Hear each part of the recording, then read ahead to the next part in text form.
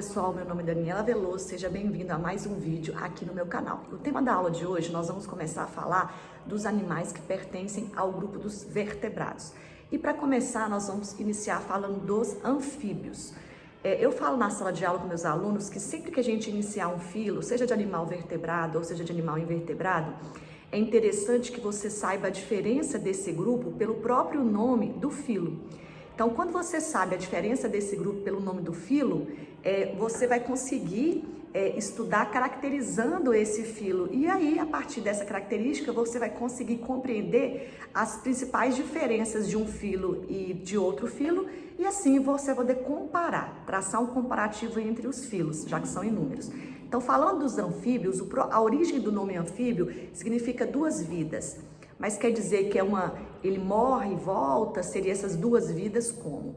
Quer dizer que são duas vidas em ambientes diferentes. O início da vida dos anfíbios acontece na água, porque eles sofrem metamorfose, eles têm estágio larval e depois muitos saem da água.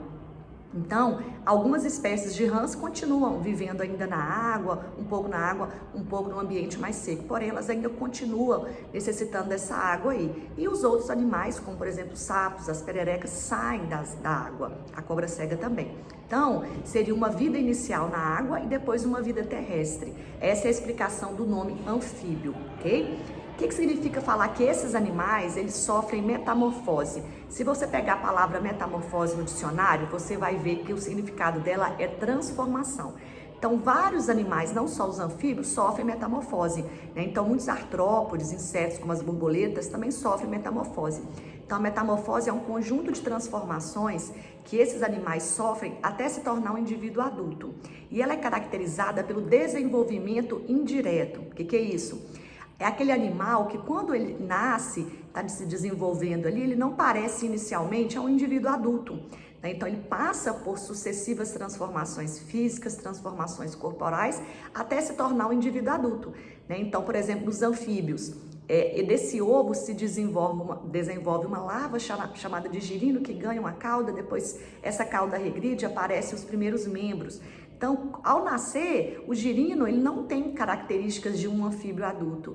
Então, isso aí vai caracterizar a metamorfose, que é o conjunto dessas transformações. Por isso, a importância da água para esses animais. Já que eles têm esse desenvolvimento indireto, o início da vida deles acontece na água. E quando eles estão ali na água, a forma de respiração para animais, né, com algumas exceções que vivem na água, é através das brânquias. Então, lá no grupo dos anfíbios, a gente vai encontrar três formas de respiração. A respiração branquial, quando a vida deles se resume à água.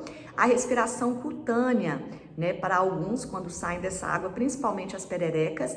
E uma respiração pulmonar, que seriam aí dos sapos. Esses animais que pertencem aí aos anfíbios, eles podem apresentar essas três formas de respiração. Por isso que eu costumo falar com os meninos que sempre os anfíbios eles vão viver na proximidade da água. Tem exceções de sapos que vivem um pouco afastados da água, tem algumas exceções, mas a maioria precisa dessa água, até mesmo porque a sua vida começa na água. E segundo, para aqueles animais anfíbios que respiram pela pele, chamada de respiração cutânea, eles precisam viver num ambiente úmido, porque a respiração cutânea, que é a respiração pela pele, essa pele que já é fina, ela precisa estar úmida. Por que ela precisa estar úmida? Porque a respiração aí, ela vai acontecer por essa pele. O oxigênio entra e o gás carbônico sai. Então, precisa de umidade para acontecer essa troca gasosa. O sapo, dentro dos anfíbios, é um animal que pode viver um pouco mais afastado da água na vida adulta, porque ele já tem uma pele um pouco mais grossa e ele pode respirar por pulmões. Então, ele pode ser encontrado em um ambiente um pouco mais distante da água. A perereca, ela é arborícola. O que é isso? É um animal que a vida dela, o habitat dela, é viver aí preso nos galhos, nas folhas das árvores. Então, a gente pode traçar aqui alguns comparativos de diferenciação de sapos, rãs e pererecas. E lembrando, pessoal, que são espécies diferentes. O sapo não é o macho, a perereca não é a fêmea, a rã não é a fêmea. São animais que pertencem ao mesmo filo, porém são de espécies diferentes. Então, tem sapo macho e fêmea, tem perereca macho e fêmea, tem rã macho e fêmea, por aí vai.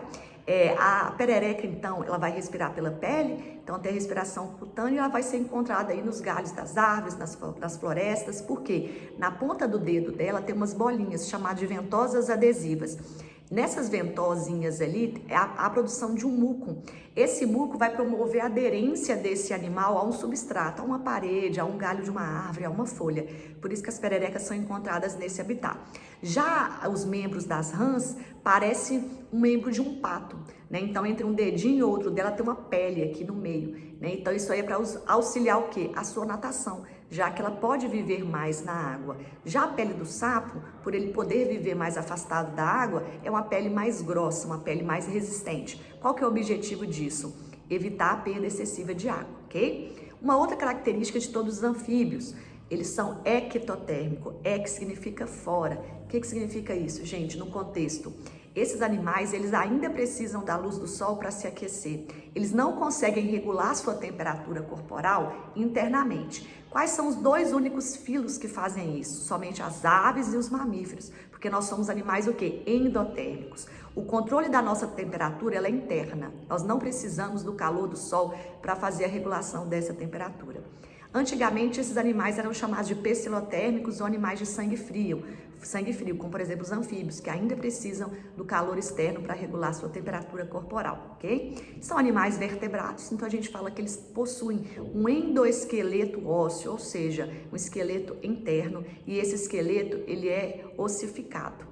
Então, eu espero que vocês tenham compreendido aí um pouquinho mais sobre os anfíbios. Se você ainda não é inscrito no nosso canal, faça a inscrição, venha fazer parte aqui do nosso grupo.